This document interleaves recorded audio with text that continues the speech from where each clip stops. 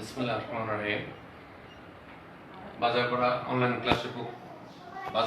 ক্লাসের পক্ষ থেকে তোমাদেরকে আজকের আলোচনায় স্বাগতম। আমরা গত ক্লাসে আলোচনা করেছিলাম হলো বেতন মজুরি সম্পর্কে। আজকে আমরা চূড়ান্ত আলোচনা করে এই অধ্যায় শেষ করে দেবো। প্রিয় শিক্ষার্থীরা দেখো, লক্ষ্য করো, আমি একটা প্রশ্ন তুলেছি, এখানে লক্ষ্য করো।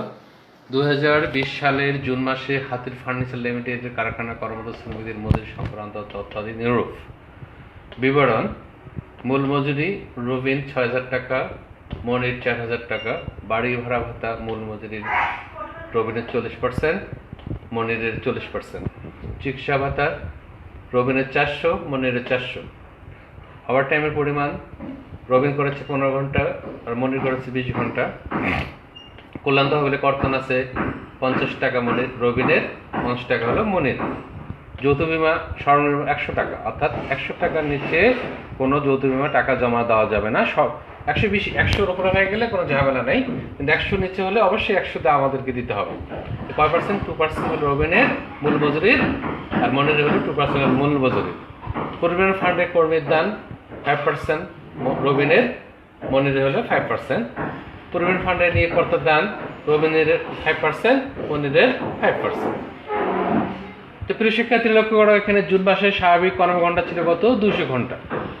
স্বাভাবিক কর্মঘণ্টা ছিল কত? 200। এই 200 ঘন্টার জন্য সে রবিন পায় 6,০০০ টাকা। রবিন পাবে 5,০০০ টাকা 200 ঘন্টার জন্য, 6,০০০ টাকা। আর মজুরি পাবে 200 ঘন্টার জন্য 4,০০০ টাকা। 200 ঘন্টা কাজ করে তারা 6,০০০ টাকা পায় রবিন, আর মনির পায় হলো 4,০০০ টাকা। তো ওভারটাইমের মজুরি স্বাভাবিক মজুরি হারে দ্বিগুণ প্রদান করা হলো। কি বলছে? ওভারটাইমের মজুরি স্বাভাবিক মজুরি হারে দ্বিগুণ প্রদান করা হলো, অর্থাৎ স্বাভাবিক মজুরি 200, অর্থাৎ মূল মজুরিকে স্বাভাবিক কর্মঘণ্টা দিয়ে ভাগ দিলে যেটা বাইর হবে সেটা হলো স্বাভাবিক কর্মঘণ্টা। সেটা কয় গুণ বলছে? কয় গুণ? দ্বিগুণ। কয় গুণ? দ্বিগুণ বাইর করতে বলছে। তো ওভারটাইম করছে কয় ঘন্টা? রবিন 15 ঘন্টা, আর মনির করছে হলো 20 ঘন্টা। তো প্রিয় শিক্ষার্থীরা, ক নম্বর কি বলেছে? ওভারটাইম মজুরির পরিমাণ নির্ণয় করো। কি বলেছে? ওভারটাইম মজুরির পরিমাণ নির্ণয় করো। তো প্রিয় শিক্ষার্থী দেখো, ক নম্বর, ওভারটাইমের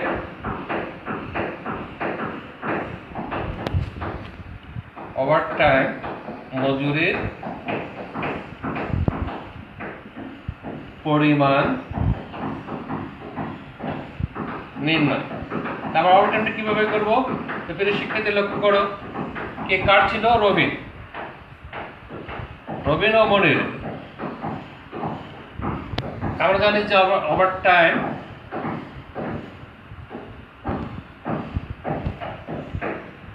মজুরি কিভাবে বাই করি আমরা, সেটা দেখো। সূত্র দেখো প্রিয় শিক্ষার্থীরা, মূল মজুরি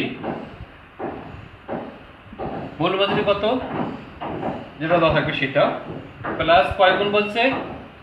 দ্বিগুণ। কয় গুণ? দ্বিগুণ। 2 দিয়ে গুণ দেবো, এবং ওভারটাইম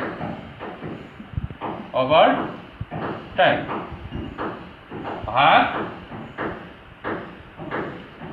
স্বাভাবিক কর্মঘণ্টা দিলে আমাদের মূল মজুরি ওভারটাইমের পরিমাণ বাইর হবে। তো রবিনের কত আছে এখানে? প্রিয় শিক্ষার্থীর বাই করবো আমরা রবিন, আর হলো মনিরের বাই করবো। তো প্রিয় শিক্ষার্থী দেখো, রবিনের মূল মজুরি কত ছিল? এখানে 6,০০০ টাকা। মূল মজুরি ছিল কত? দ্বিগুণ 2, কোন ওভারটাইম ছিল কত? 15, হ্যাঁ, ভাগ কত ঘন্টা? 200 ঘন্টা। এটা কার? রবিনের। তো দেখা যায় যেটা বাই করে হবে হলো 900। এভাবে আমরা মনিরও বাই করবো।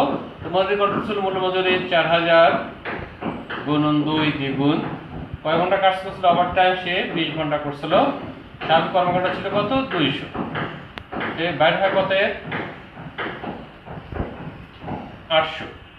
তো প্রিয় শিক্ষার্থীরা, আমরা ওভারটাইম কিভাবে করলাম লক্ষ্য করলে তোমরা, মূল মজুরি গুণন 2 গুণন ওভারটাইম ভাগ স্বাভাবিক কর্মঘণ্টা দিয়ে যেটা বের হবে সেটা বের হবে, হলেই আমাদের মূল ওভারটাইম পরিমাণ বের হয়ে আসবে। রবিনের বাইরে হলো কত? 900, মনিরের বাইরে হলো কত? 800। তা আমাদের ক নম্বর হয়ে গেছে প্রিয় শিক্ষার্থীরা। এরপর আমরা কি করবো এখন? বলছে 2020 সালের জুন মাসে নিট প্রতি মজুরির পরিমাণ নির্ণয় করো। ফোন নাম্বার নিট প্রদীয় মজুরির পরিমাণ নির্ণয়। প্রিয় শিক্ষার্থীরা আমাদেরকে রেজিস্টার পদ্ধতি বলে নাই, বিবরণও বলে নাই। রেজিস্টার যদি উল্লেখ না থাকে তাহলে আমরা বিবরণী ছকে আমরা মজুরি পরিমাণ নির্ণয় করব। প্রিয় শিক্ষার্থীরা আমরা জানি যে কিভাবে মূল মজুরি কিভাবে নিট প্রদীয় মজুরি বের করতে হয়। তোমরা জানো যে উপার্জন সমূহ যোগ করতে হয়, করার পর অর্থ সমূহ বাদ দিলে আমাদের নিট প্রদীয় মজুরি পরিমাণ বাইর হয়। ঠিক এভাবে আমরা এখানে তৈরি করবো। আমরা এটা রবিন টাকা, এটাকে মনির টাকা। কি লিখবো আমরা? বিবরণ উপার্জন সমূহ। প্রিয় শিক্ষার্থীরা উপার্জন সমূহ কি কি আছে সেটা আমরা লক্ষ্য করবো এবং করার পর সেটা সিলেক্ট করে লিখবো। তো এখানে উপার্জন সমূহ আছে, প্রিয় শিক্ষার্থীরা মূল মজুরি আছে, বাড়ি ভাড়া আছে, চিকিৎসা ভাতা আছে, ওভারটাইম আছে, হ্যাঁ, এবং প্রভিডেন্ট ফান্ডে নিয়োগকর্তার দান। আমরা বলেছি কি যে প্রভিডেন্ট ফান্ডে যে নিয়োগকর্তা দেয় সেটা হবে উপার্জন, আর যদি কর্মী দান করে সেটা হবে অর্থ। তাহলে বড় কয়টা হলো এখানে? উপার্জন 4টা। উপার্জন প্রথম আছে কি প্রিয় শিক্ষার্থীরা? মূল মজুরি।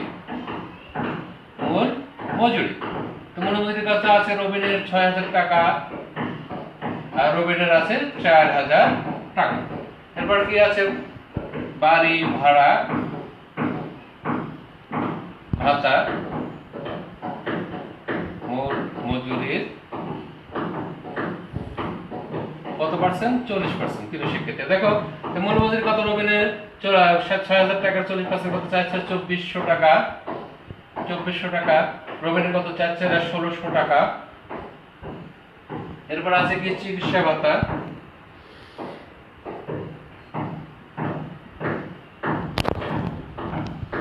চিকিৎসা ভাতা কত আছে?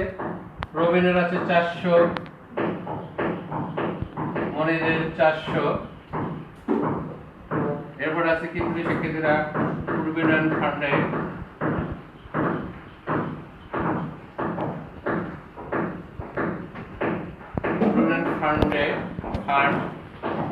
ফান্ডে নিয়োগকর্তার দান। কয় পার্সেন্ট প্রিয় শিক্ষার্থীরা? মূল মজুরির, অর্থাৎ মূল মজুরির কয় পার্সেন্ট? 5%। 5% কত? 5 300 টাকা। মনিরের কত? তাহলে 5 4 বাচা 20, 200 টাকা। প্রিয় শিক্ষার্থীরা এখানে উপার্জন আমাদের কয়টা আছে? আমরা 4টা। 1 2 3 4 5টা। তো আরেকটা আছে কি প্রিয় শিক্ষার্থীরা? ওভারটাইম। কি আছে আরেকটা? Over time. তো প্রিয় শিক্ষার্থীরা ওভারটাইম আমরা বাইর করছি, লিখতে পারি আমরা ক থেকে আনিত। তো ক থেকে আনিত হলে তাহলে এখানে মনির আছে কত? রবিনের আছে 900, রবিনের আছে 900 আর মনির আছে হলো 800। প্রিয় শিক্ষার্থীরা এগুলো আমাদের উপার্জন সমূহ। আর কি করবো প্রিয় শিক্ষার্থীরা? উপার্জন সমূহগুলো কি করবো? আমরা এখন যোগ করব।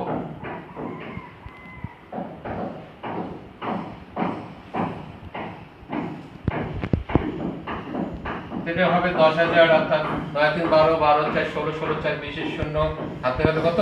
2 6 2 8 8 2 10, 10,000 টাকা। এইভাবে এটা যোগ করব আমরা 7,000 টাকা। এটা হলো কি? মোট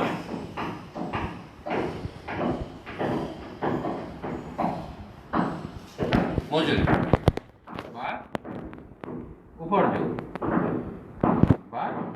উপার্জন এটা দিলাম আমরা কি দিলাম? A। এরপর কি লিখবো আমরা এখন? কর্তন সমূহ। প্রিয় শিক্ষার্থীরা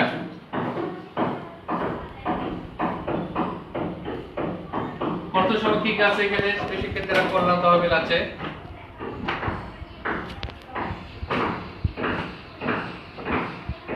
কল্যাণ তহবিল কত আছে প্রিয় শিক্ষার্থীরা? এখানে রবিনের আছে 50 টাকা, মনিরের আছে 50 টাকা। এরপর যৌথ বিমা আছে, যৌথ বিমান। এখানে বলছে কি সর্বনিম্ন কত প্রিয় শিক্ষার্থীরা 100 টাকা। সর্বনিম্ন কত 100 টাকা। তাহলে কয় পার্সেন্ট বলছে এটা? মূল মজুরি 2%। মূল মজুরি কয় পার্সেন্ট? 2%। তো 2% কত হয়? 6 দুগুণে 12 120 টাকা, আর 4 দুগুণে 8 80 টাকা। তো প্রিয় শিক্ষার্থীদের কত হয়? এটা দেখো প্রিয় শিক্ষার্থীদের হয় 80 টাকা। 2% কত হয়? 80। কিন্তু আমরা সেখানে সত্য কি বলতেছে? সর্বনিম্ন কত বলছে? 100। এই 80 টাকা হওয়ার জন্য আমরা 80 টাকা লিখবো না। 100 উপরে হলে 100 বা 100 উপরে হলে যেটা হবে সেটাই লিখবো, কিন্তু 100 নিচে হলে আমরা ওইটা লিখতে পারবো না, যেহেতু সত্য আমাদের বলে দিচ্ছে কত 100। তাই প্রিয় শিক্ষার্থীরা আমরা এখানে লিখবো 100 টাকা।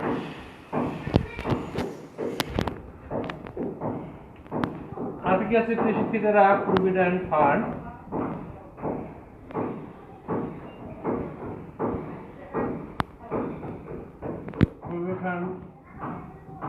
ফান্ডে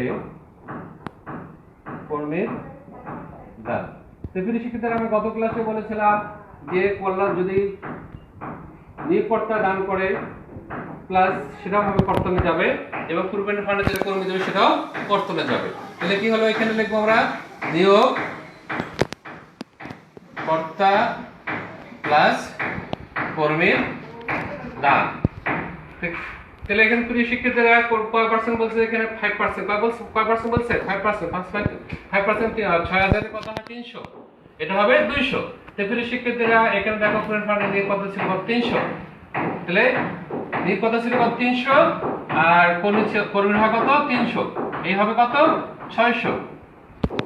এইখানে আছে কত? 200। এখানে কয় পার্সেন্ট বলছে? 5% বলছে কার? কর্মীর। তাই 5% কর্মীর কত হবে? 200। 4% করে 200। তো 200 কত হবে? 400 হবে যোগ করে। তো প্রিয় শিক্ষার্থীরা এই হলো কর্তন সমূহ। আমরা কর্তন সমূহ যোগ করি। 6 1 7 770, 4 5 550 ক্রস করে দেব। কি বারে হলো আমাদের মোট কর্তন সমূহ। মোট কর্তন সমূহ দিলাম আমরা বি। তাহলে আমরা এখন কি বাই করব? প্রিয় শিক্ষার্থীরা বলছে কি নিট প্রদেয় মজুরি। নিট প্রদেয় মজুরি। আমরা নিট প্রদেয় মজুরির মজুরি কত হয়? এ বিয়োগ বি আমরা দেব, অর্থাৎ এই 10,000 থেকে 770 টাকা এবং 7,000 থেকে 550 টাকা বিয়োগ করব। কি বিয়োগ করলে কত হয়? 9,230 টাকা, 6,450 টাকা। এই হলো আমাদের কি হলো প্রিয় শিক্ষার্থীরা? আমাদের নির্দেশ করেও মজুরি পরিমাণ নির্ণয় করা হবে। প্রিয় শিক্ষার্থীরা আমাদের কম হচ্ছে কি ওভারটাইম পরিমাণ বাই করেছি, নেট প্রদেয় মজুরি পরিমাণ সেটা বের করেছি। এবং 9 নম্বর কি বলছে প্রিয় শিক্ষার্থীরা? যে হাতিল ফার্নিচার লিমিটেড মজুরি সংক্রান্ত জাবেদা। তো বেশিরভাগ প্রিয় শিক্ষার্থীরা দেখা যাচ্ছে বেশিরভাগ জাবেদায় আসে। বেশিরভাগ কি আসে? জাবেদায় আসে। তাহলে দেখি জাবেদাটা কিভাবে লিখতে হবে প্রিয় শিক্ষার্থীরা। তারপর জাবেদার ঘর যেভাবে করেছে প্রথম পত্রে ঠিক একইভাবে এখানেও আমরা লিখব। প্রথম পত্রে লিখব কি হাতিল গ নম্বর হাতিল ফার্নিচার লিমিটেড জাবেদা সংক্রান্ত। জাবেদা ছক করবো আমরা শিখি হিসেবে এখানেও ছক করবো আমরা।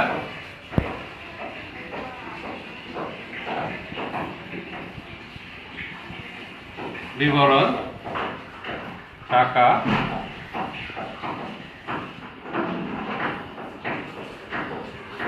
ডেবিট ক্রেডিট টাকা টাকা। কি আছে আমাদের প্রিয় শিক্ষার্থীরা? বলছে জাবেদা সংক্রান্ত কি বলছে? মজুরি সংক্রান্ত জাবেদা। কি বলছে প্রিয় শিক্ষার্থীরা? মজুরি সংক্রান্ত জাবেদা।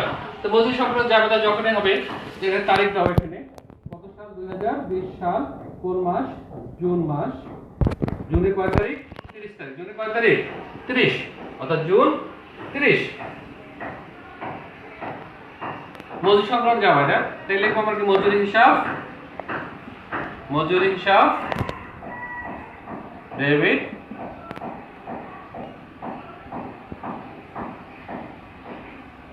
প্রদেয় মজুরি হিসাব কেটে।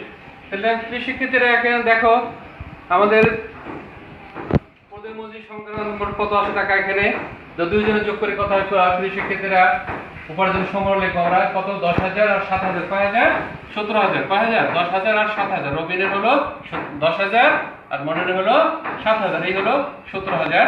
তাহলে ব্যাখ্যা দিতে চাই, ব্যাখ্যা লিখতে পারি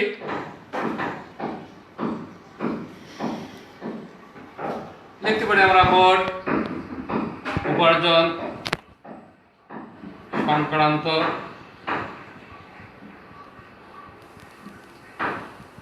হিসাব ভুক্ত করা হলো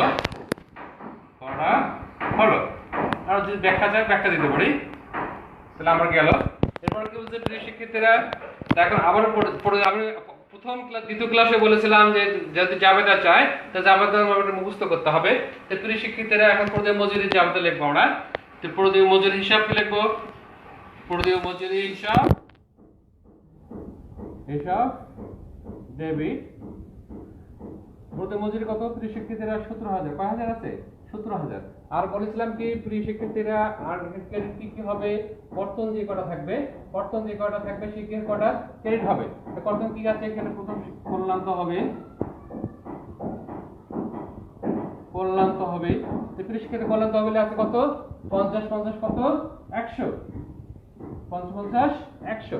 এরপর কি আছে প্রিয় শিক্ষার্থীরা যৌথ বীমা কত আছে প্রিয় শিক্ষার্থীরা 120 100 220। এরপর আছে কি প্রভিডেন্ট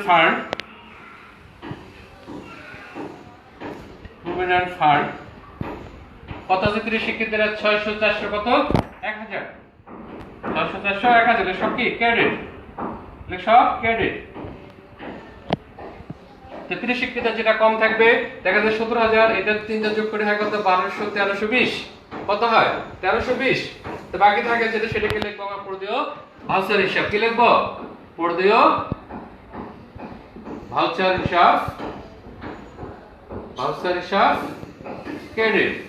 প্রিয় শিক্ষার্থীদের কত 1,000 200 1200 20 1320। তো 17,000 থেকে 1320 টাকা বিয়োগ করলে হবে কত 15,500 15,680 টাকা প্রিয় শিক্ষার্থী। তাহলে আমরা কি লিখব, এটা আমাদের যদি যে ব্যাখ্যা দিতে বলে তাহলে লিখব কি আমরা নিট প্রদেয় মজুরি